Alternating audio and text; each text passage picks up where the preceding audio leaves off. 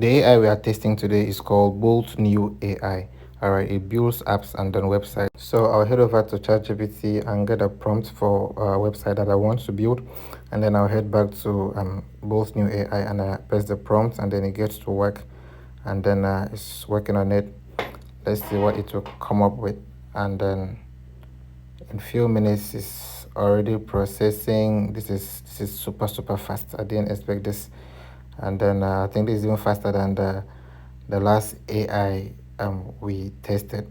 All right, so let's see what it does with the prompt, and then yeah, here it is. It says I've created a comprehensive unique page GH application. Wow, this is beautiful. And then just like I said in the prompt, everything I added in the prompt is here intact: academics, hostel, the fees, every single thing, buying of airtime, and everything I included in the prompt is here intact. And then here's a preview on a web app. Here's how it looks like on a web app. You see, it was a mobile app. We're going to preview on the mobile app and see how it looks like. But here's the preview on the web app. We have the payment, how much fees you're owing, and then how you're going to pay: MTN, Vodafone, bank transfer, Airtel, Tigo. A whole lot of functionalities that are included in the prompt. And then we have other stuff like the e-commerce where students can post their products, and then you can also buy student stuff like books, electronics, and clothing, and a whole lot of stuff. This is a whole new level of app. And then for those of us that bet for a living, I added a sport betting features where we can bet on the student games in the school or entire uni games and all that. All right, here you can bet. Betting is not good, but here you can bet.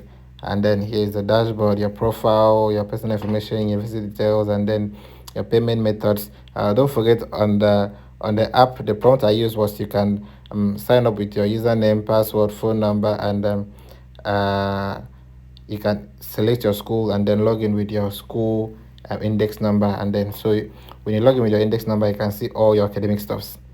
All right, so let's go back and then let's modify it a little bit. So I'm going to add a temporary logo, and then I will add a slider image at the top. So let's see what it does with it. And then image, and then temporary logo. All right, so let's get to work. And then in few seconds I have my logo at the top. Okay, so let's see how it looks like on the app. This is nice. And then you can either deploy this to web and share the link, or you publish it directly on the app store. Here is your source code that makes up the app. You can download it, so you have all your source code, and then share it with your web developer to work more on it for you if you really want to bring your app to life. This is really amazing. I think this is better than the last AI that we tested. This is nice. So what do you guys think about this Bolt AI? Do you think it's better than the last AI that we tested? Let me know what you think. All right, so this is how the app looks like on an iPhone preview. We have the iPad version, the Android version. I'm going to leave the link to the app in my bio. You can just check it out and see if it interests you. You can follow the same process, and